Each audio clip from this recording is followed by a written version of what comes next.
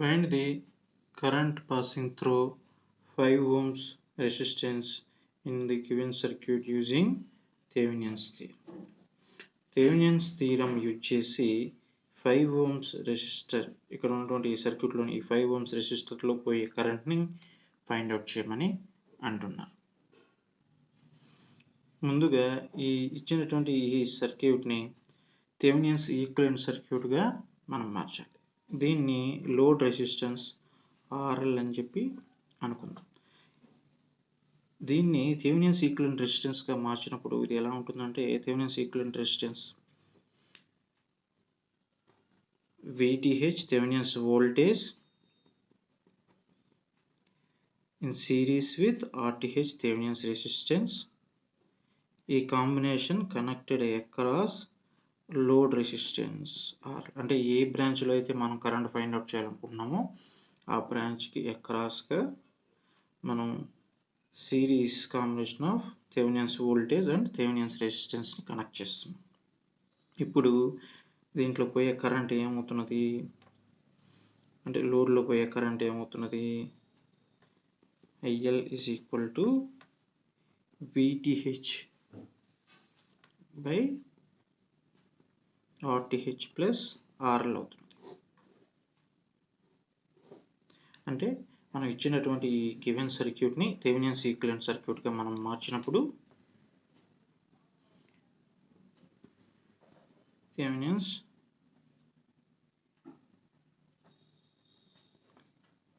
Equivalent సర్క్యూట్గా మనం మార్చినప్పుడు మనకి అవసరమవుతున్నవి ఏంటి VTh RTh. ఇప్పుడు థెవెనిన్స్ వోల్టేజ్ని థెవెనిన్స్ రెసిస్టెన్స్ని ఫైండ్ అవుట్ చేయాలి. టు ఫైండ్ VTh అంటే థెవెనిన్స్ వోల్టేజ్. దీనికోసం మనం ఏం చేస్తున్నాం ఇచ్చినటువంటి సర్క్యూట్లో లోడ్ రెసిస్టెన్స్ని రిమూవ్ చేసి ఆ టెర్మినల్స్ దగ్గర ఆ లోడ్ రెసిస్టెన్స్ టెర్మినల్స్ దగ్గర మనం వోల్టేజ్ని చూస్తే దాన్ని థెవెనిన్స్ వోల్టేజ్ అని చెప్పి అంటాం. ఇప్పుడు ఇది ఎలా ఉంటుందో చూద్దాం. ఇది 6 ohms,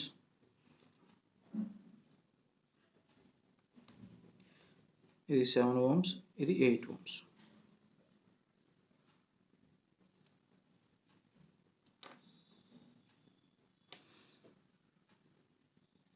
twelve ohms, 30 volts,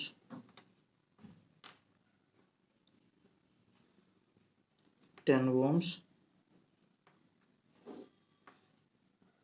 15 volts. ఇక్కడ ఈ లోడ్ రెసిస్టెన్స్ ఏదైతే ఉన్నదో దాన్ని మనం ఓపెన్ చేస్తున్నాం. ఈ లోడ్ రెసిస్టెన్స్ అంటే 5 ohms.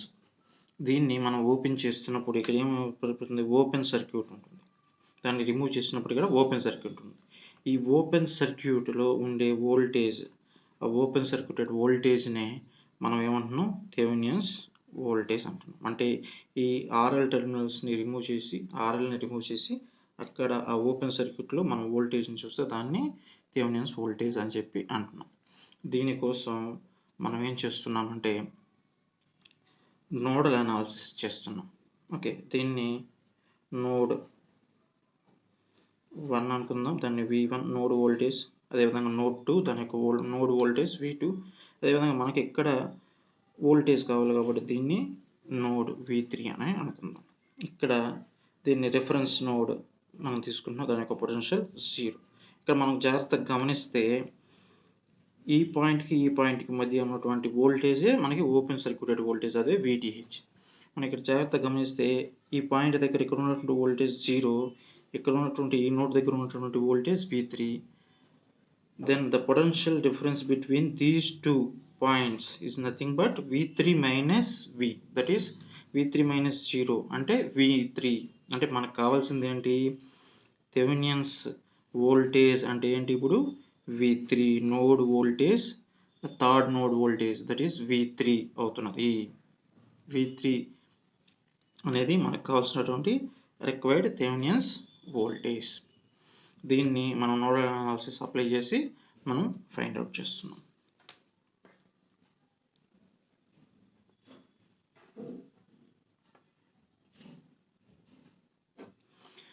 Now by applying KVL by applying KCL to the node 1.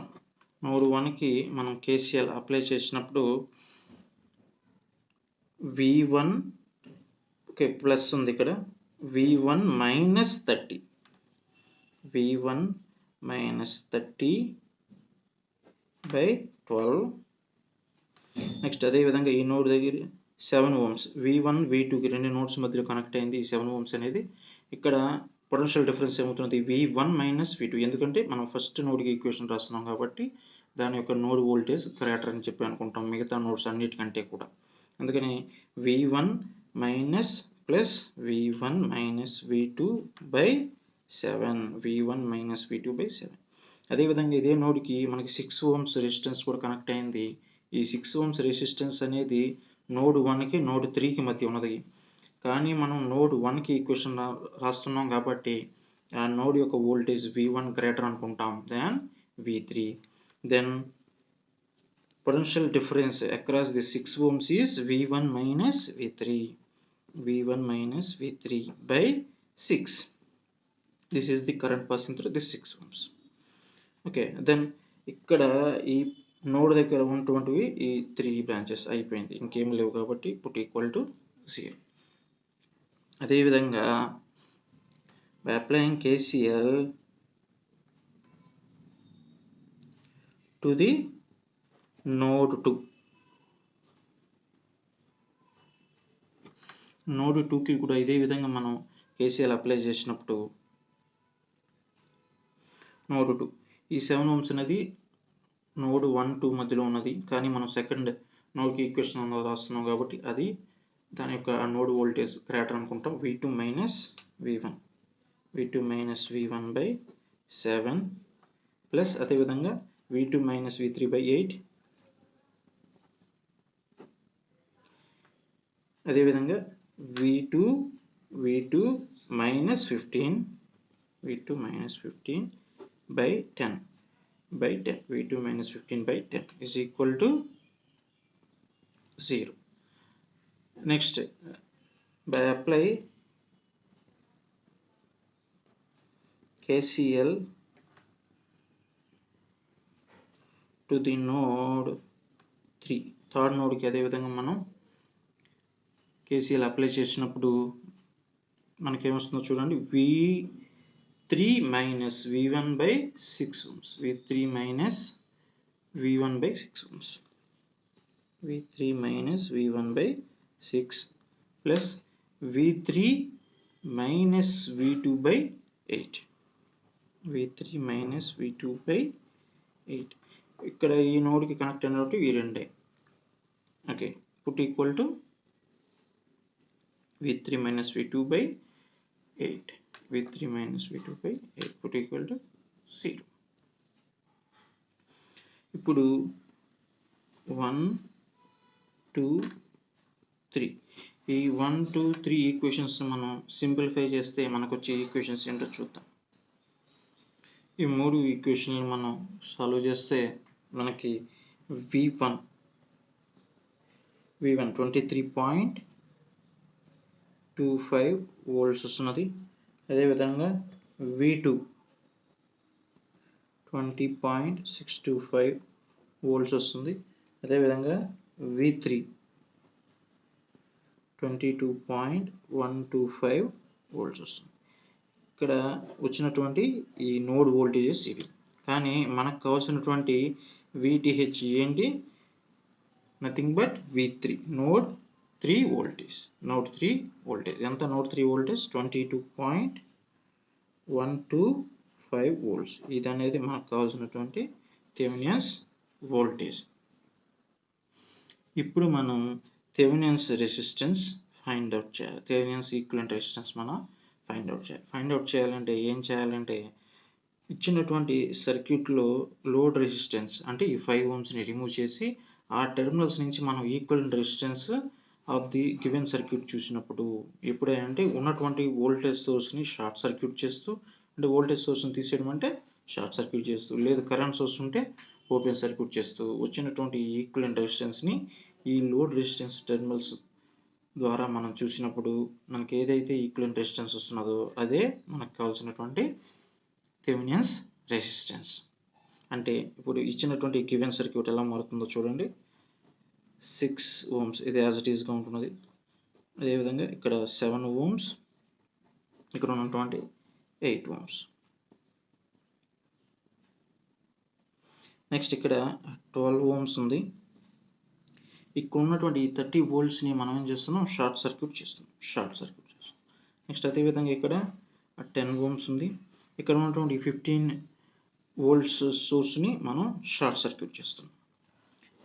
Next ఎక్కడైతే లోడ్ రెసిస్టెన్స్ ఉందో అక్కడ మనం ఈక్వలెంట్ రెసిస్టెన్స్ని చూస్తున్నాం. అదే మనకు కావాల్సినటువంటి థెవెనిన్స్ రెసిస్టెన్స్. అంటే ఈ టెర్మినల్స్ లోడ్ రెసిస్టెన్స్ ఎక్కడైతే ఉన్నదో ఆ టెర్మినల్స్ దగ్గర మనం ఆ లోడ్ రెసిస్టెన్స్ని రిమూవ్ చేసి ఈక్వలెంట్ రెసిస్టెన్స్ని చూస్తే అదే మనకు కావాల్సినటువంటి థెవెనిన్స్ రెసిస్టెన్స్.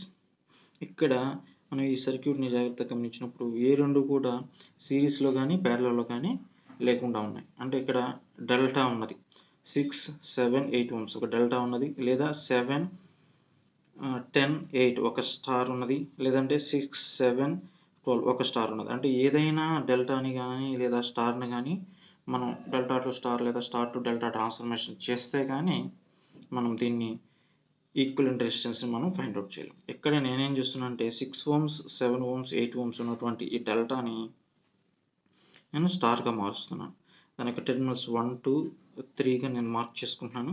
ఈ డెల్టాని స్టార్గా నేను కన్వర్ట్ చేసినప్పుడు అదే టెర్మినల్స్ దగ్గర నేను ఆ స్టార్ బ్రాంచెస్ని ప్లేస్ చేయడానికి నేను 1, 2, 3 అని వాటి యొక్క ఆ డెల్టా యొక్క పాయింట్స్ని నేను మార్క్ చేశాను. ఇక్కడ డెల్టా బ్రాంచెస్ R12 7 ohms అవుతున్నది, 1కి 2కి మధ్య ఉన్నటువంటి బ్రాంచ్. అదేవిధంగా R23 2కి 3కి మధ్య ఉన్నటువంటి బ్రాంచ్ 8 ohms అవుతున్నది. అదేవిధంగా R31 6 ohms అవుతున్నది. R31 6 ohms అవుతుంది. ఇప్పుడు నాకు కావాల్సింది star branches R1 is equal to R12 into R31 by R12 plus R23 plus R31. R12 7 into R31 6 by 7 plus 8 plus 6. అదేవిధంగా R12 into R23 by R12 plus R23 plus R31, that is equal to R12 7 into R23 8 by 6 plus 7 plus 8. Next అదేవిధంగా R3 is equal to R23 into R31 by R12 plus R23 plus R31,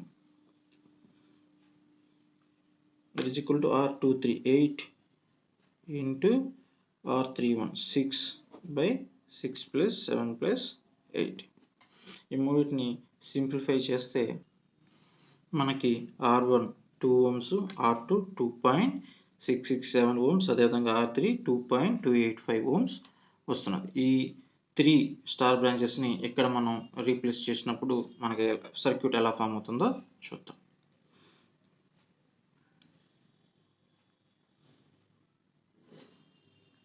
ఇక్కడ ఉన్నటువంటి 12 ohmsని as it ఈస్గా draw చేస్తున్నాం. అదేవిధంగా 10 ohms,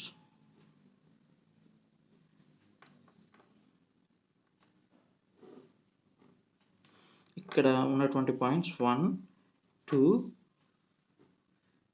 3 అనేవి ఈ delta points.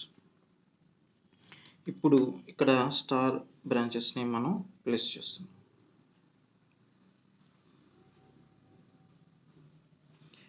1కి connect అయినటువంటిది R1 ఎంత 2 ohms. 2 దగ్గర కనెక్ట్ అయినటువంటిది R2, పాయింట్ దగ్గర కనెక్ట్ అయినది R2 2.667 ohms.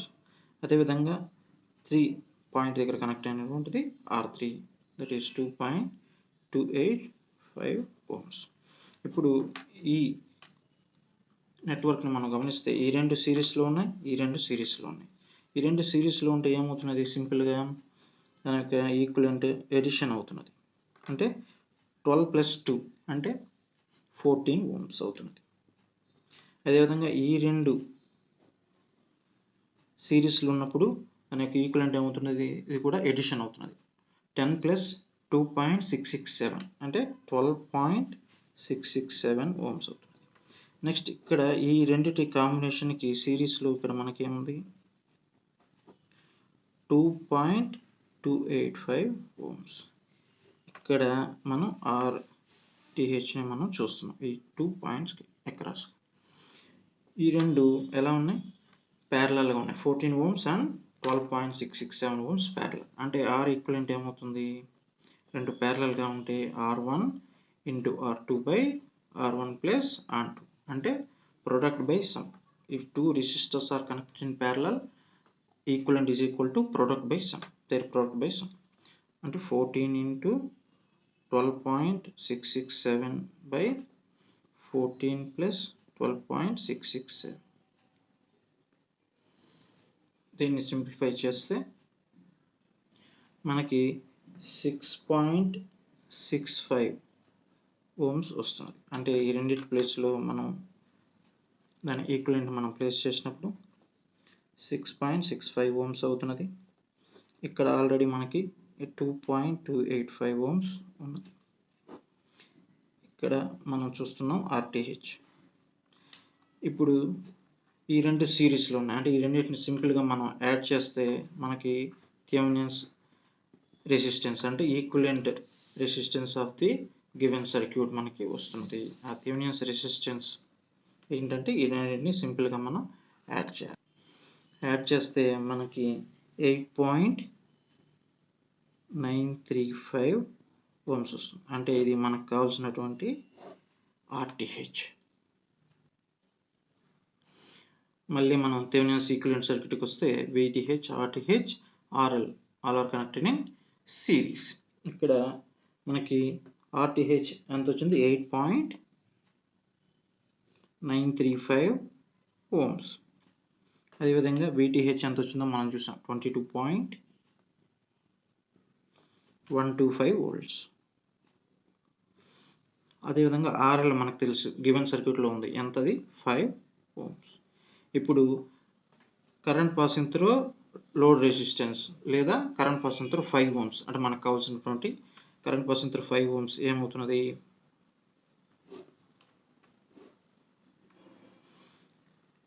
Current passing through 5 ohms is equal to VTH అంటే 22.125/RTH 8.935 ప్లస్ RL 5. దీన్ని సింప్లిఫై చేస్తే మనకి 1.587 amperes వస్తుంది. ఇది మనకు కావాల్సినటువంటి required answer. Current passing through 5 ohms in the given circuit, with the help of Thevenin's theorem we get